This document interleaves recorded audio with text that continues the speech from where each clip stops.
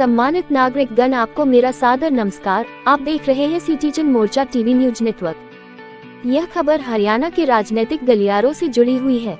खबर हरियाणा के उप मुख्यमंत्री दुष्यंत चौटाला के निर्वाचन क्षेत्र और हिसार से भाजपा सांसद बृजेंद्र सिंह के गृह क्षेत्र उचाना कलां से है, जहां सत्ताधारी दोनों दलों को न केवल अपनी नए सिरे से रणनीति बनानी होगी, बल्कि नाराज लोगों को मनाना भी पड़ेगा, अन्यथा उनके लिए आगामी चुनाव में बड़ी मुश्किल पैदा हो सकती है, क्योंकि उनके लिए खतरे की घंटी बजना शुरू हो गई है। दरअसल आज गुरुवार को कांग्रेस के राज्यसभा सांसद दीपेंद्र सिंह हुड्डा उचाना कलां विधानसभा क्षेत्र के करसिंधु गांव में आयोजित ग्रामीण सभा को संबोधित करने पहुंचे।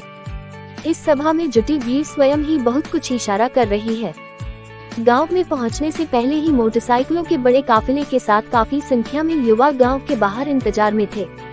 जैसे ही दीपेंद्र हुड्डा पहुंचे तो उनके जोश का कोई ठिकाना नहीं रहा। बड़े काफिले के साथ एवं बड़े जोश व उत्साह से युवा उन्हें सभा स्थल तक लेकर गए। इस दौरान दीपेंद्र हुड्डा खुद ट्रैक्टर पर सवार हुए और खुद ही स्टीयरिंग संभाला। सभा स्थल पर पहुंचते ही दीपेंद्र हुड्डा ने सबसे पहले शहीद चंद्रशेखर आजाद की प्रतिमा पर माल्यार्पण किया। सभा में मौजूद भीड़ से गदगद दीपेंद्र हुड्डा ने अपने संबोधन में कहा कि उचाना के लोगों से मेरा खून का रिश्ता है। यहाँ के लोगों के लिए हमारे घर के दरवाजे 24 घंटे खुले हैं। करसिंधु गांव में आयोजित सभा में उमड़ी भीड़ ने साबित कर दिया है कि करसिंधु गांव से बदलाव की शुरुआत हो चुकी है। मार्केट कमेटी के पूर्व चेयरमैन वीरेंद्र भोभरिया की अध्यक्षता में आयोजित इस जनसभा में दीपेंद्र हुड्डा ने कहा कि कांग्रेस पार्टी ने कभी भी बदले की राजनीति नहीं की, बल्कि बदलाव की राजनीति की है। जब प्रदेश के मुख्यमंत्री भूपेंद्र सिंह हुड्डा थे तो उस समय हरियाणा प्रदेश विकास के मामले नंबर 1 पर था। भाजपा जजपा गठबंधन की सरकार में गांव के लोग विकास को तरस रहे हैं। आज गठबंधन सरकार पूरी तरह से फेल है। कांग्रेस के राज्यसभा सांसद दीपेंद्र सिंह हुड्डा ने कहा कि जेजेपी ने भाजपा का साथ देकर अपने मतदाता के साथ विश्वासघात किया है। जेजेपी के नेता यदि ये समझते हैं कि जनता इस विश्वासघात को भूल जाएगी तो ये उनकी गलतफहमी है। जनता बेसब्री से चुनाव का इंतजार कर रही है। चुनाव आने पर चुन चुनकर इनका हिसाब करेगी। उन्होंने कहा कि पिछले विधानसभा चुनाव के समय जजपा के नेताओं ने रात दिन भाजपा को जमुना पार भेजने का नारा लगाते हुए वोट मांगे थे। लोगों ने इनकी बात पर भरोसा करके भाजपा सरकार के खिलाफ इनको वोट दिया था, लेकिन चुनाव बीतते ही जमुना पार भेजने का नारा देने वाली जेजेपी अपने स्वार्थ और सत्ता के लालच में लोगों का भरोसा तोड़कर भाजपा की गोद में बैठ गई।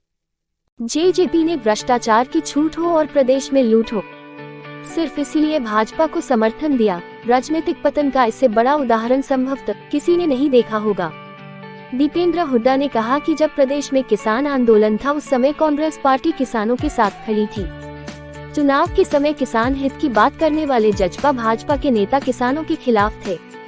एक बार भी किसान आंदोलन में मौत का ग्रास बने किसानों को लेकर संवेदना तक प्रकट दोनों पार्टियों के नेताओं ने नहीं की, बल्कि सरकार के इशारे पर किसानों के ऊपर कई बार लाठीचार्ज किया गया, जिसे प्रदेश के लोग कभी नहीं भूल पाएंगे। दीपेंद्र हुड्डा ने कहा कि 2014 में जब हमने सरकार छोड़ी तब हरियाणा पर 60,000 करोड़ रुपए का कर्जा था, लेकिन भाजपा जजपा राज में पिछले 8 साल में ये कर्जा बढ़कर 3.5 लाख करोड़ रुपए हो गया। आखिर इतना पैसा गया कहाँ, जबकि इस दौरान एक भी थर्मल प्लांट नहीं लगा।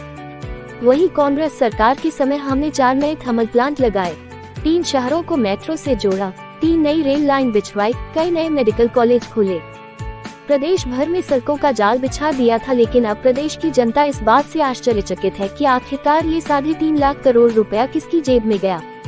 उन्होंने कहा कि अब न केवल उचाना बल्कि पूरे हरियाणा प्रदेश में बदलाव की लहर चल रही है। चुनाव आते ही लोग कांग्रेस की सरकार बनाने का काम करेंगे, उसके बाद हरियाणा फिर से प्रगति के पथ पर अग्रसर होगा। इस मौके पर सफीदों के विधायक सुभाष गानबोले, पूर्व विधायक परमिंद्र धूल, पूर्व जिलाध्यक्ष बलराम कटवाल, युवा नेता रोहित दलाल, प्रोफेसर धर्मेंद्र धूल, दिनेश दहोला समेत कांग्रेस के अन्य स्थानीय नेता व कार्यकर्ता मौजूद रहे। इसी के साथ मेरा आपसे निवेदन है कि कृपया अपने इस सिटीजन मोर्चा टीवी न्यूज चैनल को ज्यादा से ज्यादा सब्सक्राइब, लाइक व शेयर अवश्य करें, ताकि इसी प्रकार खबरों का अपडेट आपको व आपके परिचितों को निरंतर मिलता रहे।